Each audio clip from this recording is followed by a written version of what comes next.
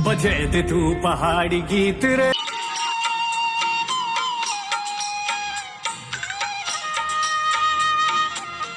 Hello दोस्तों, welcome back to my YouTube channel. तो कैसे हैं आप सब? होप कि आप लोग ठीक होंगे और मैं भी एकदम मस्त हूँ। तो अभी यहाँ मस्त वाली धूप हो रही है, धूप जा चुकी है यहाँ और सुनसानी हो गई है क्योंकि सब खेतों को चले गए हैं। तो मैं आपको मिलाती हूँ मानो और तनय से, क्योंकि वही है बस घर पे आ चुका है तनय हमारे घर में। अभी अभी कहाँ से आया, कहाँ गया था? बूबू के छान। ये मेरे पापा के साथ ही ज़्यादा रहता है, तो ये अभी पापा के साथ से ही आ रहा है। दीदी कहाँ है? मानू कहाँ है? क्या कर लिया है? क्या कर लिया मानू? ये महाराज यहाँ पे बैठ गए हैं क्योंकि मैं यहाँ पे करेला छिल रही हूँ सब्जी के लिए। तो यहाँ पे बैठ गया है। हेलो कर दो फिर तुम, हेलो कर दो, हेलो कर दो एक बार, पहले हेलो। जय भी बोल दो, जय भी बोल दो। इन्ना बड़ा, हाँ। ये ले, तो यहाँ पे मेरी हेल्प करने आया है। गुड इवनिंग दोस्तों। तो अभी बज चुके हैं शाम के 4 और मैं अभी ब्लॉग बना रही हूँ। तो मैं कुछ बताना चाहती थी, जैसे कि मेरा इंट्रोडक्शन। तो जो यहाँ के हैं उनको तो पता होगा कि मैं कौन हूँ, कहाँ से हूँ। तो जो मुझे नहीं जानते हैं उनको मैं बताना चाहती हूँ। मेरा नाम है निकिता द्विवेदी और मैं, हमारे गांव का नाम है सैमली, जो पिथौरागढ़ डिस्ट्रिक्ट के मुनस्यारी ब्लॉक में आता है। तो हमारा गांव रोड से काफ़ी दूर है। यहाँ रोड की कोई व्यवस्था नहीं है। रोड आ रही थी पर रुक गया उसका काम।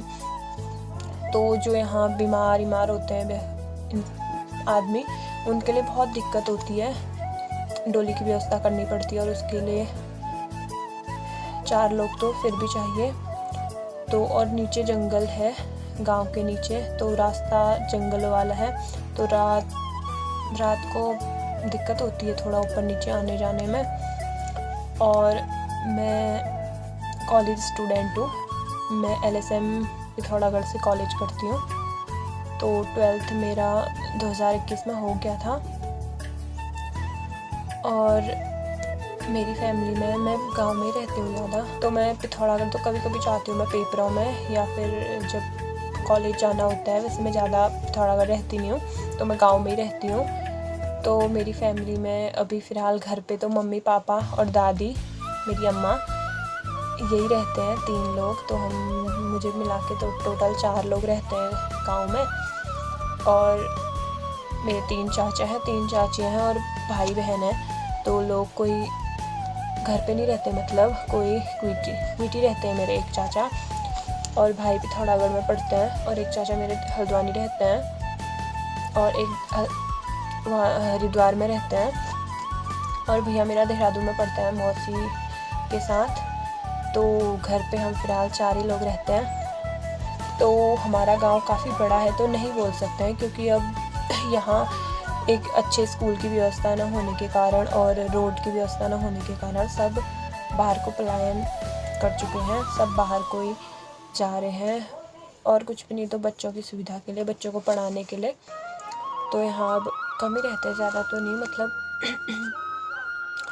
अम्मा बूबू जैसे कोई रहते हैं, तो फिर भी रहते हैं गांव में लोग। और जहाँ पे मैं रहती हूँ यहाँ पे 4 परिवार रहते हैं, पड़ोस 4 परिवार रहते थे, पर अब 3 ही रहते हैं क्योंकि एक अम्मा बूबू नहीं रहे, उनकी डेथ हो गई थी। तो अब 3 ही परिवार रहते हैं यहाँ। सबसे पहले 2 अम्मा बूबू रहते हैं, उनके बेटे भी बाहर ही हैं, वो दिल्ली में रहते हैं, और फिर हम रहते हैं। उसके बाद मानू लोग, भाभी लोग। तो आजकल दादा लोग घर आए हैं, तब थोड़ा मतलब चहल पहल होती है। और मानू लोग भी पहले पिथौरागढ़ रहते थे, पर अब फिर लॉकडाउन हो गया था तभी वो घर आए। हमारे गांव में एक अच्छे स्कूल की व्यवस्था भी नहीं थी। हम लोगों ने भी खुद बहुत दूर जाकर स्कूल पढ़ा था। यहाँ से हमने क्या, पापा लोगों ने, जो भी थे मतलब पहले वालों ने भी, यहाँ से पहले क्विटी जाना पड़ता था, चढ़ाई है, जंगल का रास्ता है। उसके बाद फिर वहाँ से 2 किलोमीटर आगे तो वहाँ से 2 किलोमीटर आगे पैदल चलना पड़ता था हमें, रोडी रोड। तो वहाँ है GIC डोर, उसी स्कूल में पढ़ा है हमने।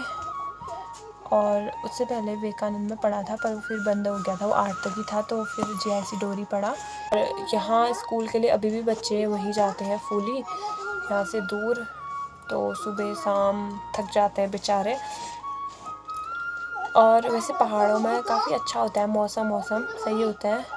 और अभी मानू आई है यहाँ पे, और मानू अपनी शक्ल देख रही है। तो मैं आजकल घर से ऊपर को गई नहीं हूँ। कल गई थी मैं बस चाची लोगों के घर तक, तो ज़्यादा लोग दिख भी नहीं पाते हैं मेरे ब्लॉग में, तो मैं जब जाती हूँ तभी बनाती हूँ। तो आजकल काम भी नहीं होता कुछ ऊपर को, तो जाना भी नहीं हो पाता, घर पे ही होता है, रहती हूँ।